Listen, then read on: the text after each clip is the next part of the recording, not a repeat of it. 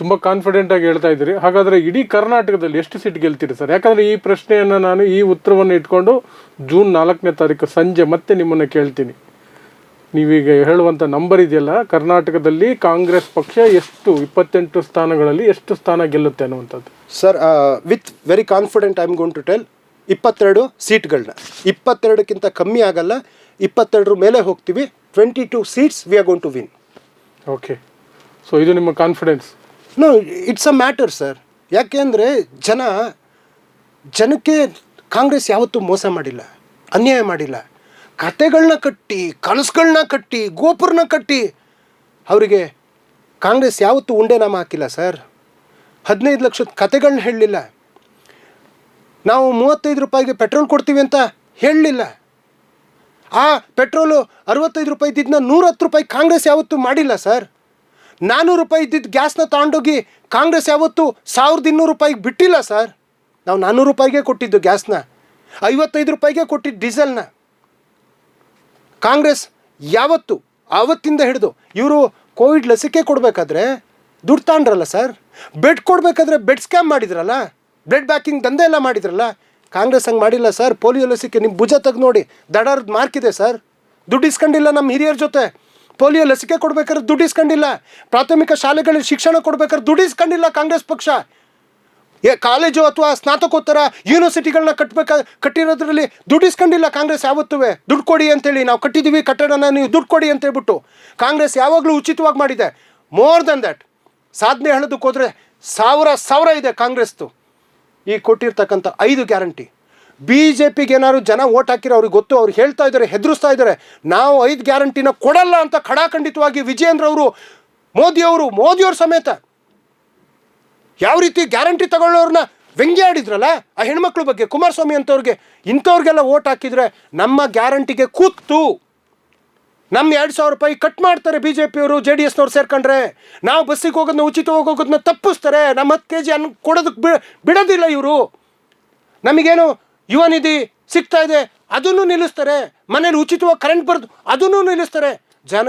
ಜನಗಳಷ್ಟು ದಡ್ರಲ್ಲ sir. Because ಏನು ಕೊಡೋದೆ ಅಂತ ನೀವು ಕೇಳ್ಬೋದು, ಕೊಟ್ಟು ಜನಗಳನ್ನ. No sir, it is necessary. ಹೌದು, ಅದು ನಿಜ. ಈಗ ನನಗೆ ಬರೋ ಸಂಬಳ ಕಮ್ಮಿ ಇತ್ತು ಅಂದಾಗ ನನ್ನ ತಾಯಿಯಲ್ಲಿ ಅಕ್ಕಿ ತಗೊಳ್ಳಾರಲ್ಲ, ಶಿ ಈಸ್ ವೆರಿ ಹ್ಯಾಪಿ ಅಲ್ವಾ? ಟ್ಯಾಕ್ಸ್ ಕಟ್ಟಿಲ್ವಾ? ನೀವು ಸೂಜಿಯಿಂದ ಏರೋಪ್ಲೇನ್ ತನಕ ಟ್ಯಾಕ್ಸ್ ಕಟ್ತಾ ಇದ್ದೀರಲ್ಲ, ಜನ ಕೊಟ್ಟಿರೋದನ್ನ ಜನಕ್ಕೆ ಕೊಡಲೇಬೇಕು ತಾನೆ. ಅದನ್ನೇ ಕಾಂಗ್ರೆಸ್ ಅವತ್ತು ಮಾಡಿದ್ದು, ಪಂಚ ಗ್ಯಾರಂಟಿ ಕೊಟ್ಟಿದ್ದು. ಆ್ಯಂಡ್ ಇವಾಗ ಯಾಕೆ ನಾನು 22 ಆ ಕಾನ್ಫಿಡೆಂಟು ಮೋರ್ ದೆನ್ ದಟ್ ಅಂತ ಹೇಳ್ತಾ ಇದ್ದೀನಿ ಅಂದರೆ, ಒಂದು ಮನೆಗೆ 1 ಲಕ್ಷ ಕೊಡ್ತೀವಿ ಸರ್. ಒಂದು ಮನೆಗೆ ಎಷ್ಟು ಖುಷಿಯಾಗಿದ್ದಾರೆ ಅಂದರೆ ಸರ್, ಒಂದು ತಾಯಿ ಬೆಳಗಾಮಲ್ಲಿ, ಅಯ್ಯೋ ಮಗನೇ ಯಾಕೆ ನನ್ನ ಬಿಟ್ಟು ಹೋದೆ, ನನ್ನ ಸಾಕೋದಕ್ಕೆ ಕಾಂಗ್ರೆಸ್ನ 2,000 ಇದೆಯಲ್ಲ ಅಂತ ಆ ಶವದ ಮುಂದೆ ಆ ತಾಯಿ ಹೇಳ್ತಲ್ಲ, ಆ ತಾಯಿ ಆತ್ಮಸ್ಥೈರ್ಯದೊಳಗಡೆ ಆ ಕಾಂಗ್ರೆಸ್ ಕೊಟ್ಟರೆ 2,000 ರೂಪಾಯಿ ಇದೆಯಲ್ಲ ಅನ್ನುವಂಥ ಭಾವನೆ. ಒಬ್ಬ ಹುಡುಗ ಮೊನ್ನೆ ವೇದಾಂತ್ ಅಂತ ಹುಡುಗ ಕಲಾ ವಿಭಾಗದಲ್ಲಿ ಫಸ್ಟ್ ರ್ಯಾಂಕ್ ತಾಳ್ತಾನಲ್ಲ, ನಮ್ಮ ತಂದೆ ಇಲ್ಲ ರೀ, ನಮ್ಮ ತಂದೆಗೆ ಬರೋ ಪಿಂಚಣಿ ಕೊಟ್ಟವ್ರು ಯಾರು? ಕಾಂಗ್ರೆಸ್. ಅದರಿಂದ ಹೆಲ್ಪ್ ಆಗೈತ್ರಿ, ಸರ್ಕಾರ ಕೊಡ್ತಾ ಇರೋ ಈ ಹಣದಿಂದ ನಮ್ಮ ಮನೆಗೆ ಹೆಲ್ಪ್ ಆಗೈತ್ರಿ ಅಂತ. ಇನ್ನೊಂದು ಹುಡುಗಿ ಚಾಮರಾಜನಗರದಿಂದ, ಆಕೆ ಜೊತೆಗೆ ಒಂದು ಮನೆಯಲ್ಲಿ LED TV ಹಾಕಿ, ಅಯ್ಯೋ ನಾವು ಗ್ಯಾರಂಟಿ ದುಡ್ಡು ಉಳಿಸಿ TV ತಗೊಂಡ್ವಿ. ಇನ್ನೊಂದು ಮನೇಲಿ ಫ್ರಿಜ್ ಬಂದು, ಅಯ್ಯೋ ಈ ಗ್ಯಾರಂಟಿ ದುಡ್ಡಲ್ಲಿ. ಸರ್, ಹೆಣ್ಣು ಯಾವತ್ತೂ ಸಮೇತ ಹಣನ ಕೂಡಿಟ್ಟು ಹಣ ಎಲ್ಲ ಕತ್ಕೊಂಡು ಹೋದ್ರು. ಜನ್ಧನ್ ಅಂತೇಳಿ 5,000 ಕೋಟಿ ನಮ್ಮ ಮೇಲೆ ಭಾರ ಹೊರಿಸಿದ್ದಾರೆ ನರೇಂದ್ರ ಮೋದಿಯವರು. ನಮ್ಮ ಅಕೌಂಟಲ್ಲಿ 0 ಆಗಿದೆ ಅಂತೇಳಿ ಅದ್ರ ಮೇಲೆ ಹಾಕಿರಿ, ದುಡ್ಡೇನಾರು ಹಾಕಿರಿ ಕಟ್ಟು, ಆಯಿತಾ? ಬಟ್ ಕಾಂಗ್ರೆಸ್ ಹಂಗಲ್ಲ ಸರ್, ಅವ್ರ ಮುಡಿ ತುಂಬಿಸ್ತೀವಿ. ತಾಯಿ ಅಂದ್ರೆ ರಕ್ಷಣೆಗಿದೆ, ಯುವಕರು ರಕ್ಷಣೆಗಿದೆ. ಸೊ ಡೆಫಿನೆಟ್ಲಿ ಈ 5 ಗ್ಯಾರಂಟಿಗಳು, ಕಾಂಗ್ರೆಸ್ ನಾಯಕರ ಸಾಂಘಿಕ ಹೋರಾಟ, ಕಲೆಕ್ಟಿವ್ ಲೀಡರ್ಶಿಪ್ ಇದೆಯಲ್ಲ ಅದು. ಯಾಕೆಂದರೆ ನಾವು ಕಾಂಗ್ರೆಸ್ನವ್ರು ಎಲ್ಲ ಕಡೆ ಪ್ರಚಾರಕ್ಕೆ ಹೋಗಿ ಜನ ಸೇರ್ತಾ ಇದ್ದಾರೆ ಹಬ್ಬದ ಥರ. ಪಾಪ ಯಡಿಯೂರಪ್ಪನವರು ದಿನ ಬೆಳಗಾದರೆ ಅವ್ರನ್ನ ಸಮಾಧಾನ ಮಾಡ್ಬರ್ನ, ಇವ್ರನ್ನ ಸಮಾಧಾನ ಮಾಡ್ಬರ್ನ, ಅವ್ರನ್ನ ಸಮಾಧಾನ ಮಾಡ್ಬರ್ನ, ಅದ್ರ ಬಗ್ಗೆ ಚಿಂತೆ. ಕುಮಾರಸ್ವಾಮಿಯವರು ಯಾವುದೇ ಕಾರ್ಯಕರ್ತರು ಕೊಟ್ಟಿಲ್ಲ, ಕಾರ್ಯಕರ್ತರು ಸಿಟ್ಟಾಗಿ ಹೋಗಿರೆ. ಆ ಕಡೆ ಅಣ್ಣನ ಮಗನ ಗೆಲ್ಲಿಸ್ಕೊಳ್ಳು, ಈ ಕಡೆ ನಾನು ಹಿಂಗೆ ಬಂದಿದ್ದೀನಿ, ಈ ಕಡೆ ಗೆಲ್ಬೇಕೋ ಅಲ್ಲ, ಆ ಕಡೆ ನಮ್ಮ ಬಾವನ ಕತೆ ಏನು, ಬರೀ ಮನೆಯದೇ ಯೋಚನೆ. ಯಾಕೆಂದರೆ ಎಲ್ಲ ರಿಪೋರ್ಟು ಬಂದಾಗಿದೆ. ಗ್ರಾಮಾಂತರನೂ ಸೋಲು, ಅವರು ಬಿ ಜೆ ಪಿಯಿಂದ ಹೋಗ್ಯಾರೆ. ಇಲ್ಲಿ ಕೋಲಾರ JDS ಕ್ಯಾಂಡಿಡೇಟ್ ಸೋಲು, ಅಲ್ಲಿ ಹಾಸನ ಶ್ರೇಯಸ್ ಪಾಟೀಲ್ ಅವರ ತಾತ ವಾರಿಯರ್ ಆಗಿದ್ದರು. ಪುಟ್ಸಾಮ್ಗೌಡರು 1999 ದೇವೇಗೌಡರನ್ನೇ ಸೋಲಿಸಿದ್ರು. ಅವರ ಮೊಮ್ಮಗ ಇವತ್ತು ಬಂದಿದ್ದಾನೆ. ನಾನು ಹೇಳಬೇಕಂತಂದರೆ ಸೂಟು ಬೂಟು ಹಾಕಿರೋರು ಇವ್ರ ಕ್ಯಾಂಡಿಡೇಟ್ಗಳು, ಚಪ್ಪಲಿ ಹಾಕೊಂಡು ನಡೆಯುವಂಥ ಸಾಮಾನ್ಯ ನಾಯಕರು ನಮ್ಮವರು. ಇವ್ರು ಬೇಕು ಅವ್ರು ಬೇಕು ಅಂತ ಜನ ನಿರ್ಧಾರ ಮಾಡ್ತಾರೆ. ಜನಗಳಿಗೆ ದಿನ ಸಿಗರು.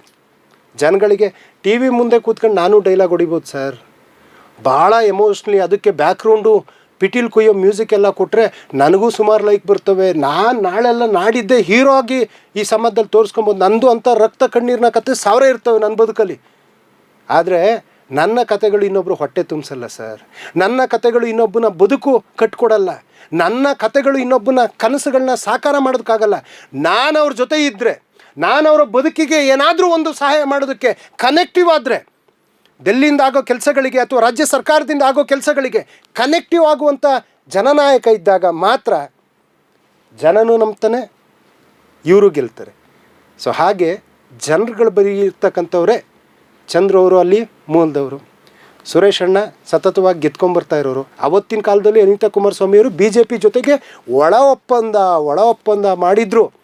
ಜನ ಅವ್ರು ಕೈ ಬಿಟ್ಟಿಲ್ಲ, ಸತತವಾಗಿ ಗೆಲ್ತಾ ಇದ್ದಾರೆ. ಎಲ್ಲ ನಾಯಕರ ಕಲೆಕ್ಟಿವ್ ಲೀಡರ್ಶಿಪ್ ಇದೆ. ಇನ್ನು ಹಾಸನದಲ್ಲಿ ಶ್ರೇಯಸ್ ಪಾಟೀಲ್ ಆಲ್ರೆಡಿ ರೇವಣ್ಣವರಿಗೆ ತುದಿಗೆ ತಂದು ಬಿಟ್ಟಿದ್ರು, ಚೂರಲ್ಲಿ ಮಿಸ್ ಆದರು. ಈ ಸರಿ ನೋಡಿ ಹಾಸನದಲ್ಲಿ ಆ ಒಂದು ಸಮಸ್ಯೆಗಳಿದಾವಲ್ಲ. ನೀವು ಗ್ರಾಮಾಂತರನ ಉದಾಹರಣೆ ಕೊಟ್ಟರೆ ಒನ್ ಆಫ್ ದ ಬೆಸ್ಟ್. ನರೇಗಾದಲ್ಲಿ ಇಡೀ ಇಂಡಿಯಾಕ್ಕೆ ನಂಬರ್ 1 ಅಲ್ಲಿ ಕೆಲಸ ಮಾಡಿರೋದು ಯಾರಾದರೂ ಇದ್ದಾರೆ ಇಡೀ ಇಂಡಿಯಾಕ್ಕೆ ಅಂದರೆ DK ಸುರೇಶ್ ಅವರು ಅಂತ ಜನನೂ ಮಾತಾಡುತ್ತೆ. ಆನ್ ರೆಕಾರ್ಡ್, ಇದು ಟಿ ವಿಗೆ ಹೇಳೋದು ಮತ್ತು ಇನ್ನೊಂದಲ್ಲ, ಆನ್ ರೆಕಾರ್ಡ್. ಹಾಸನದಲ್ಲಿ ಏನು ಹೇಳಿದೆ?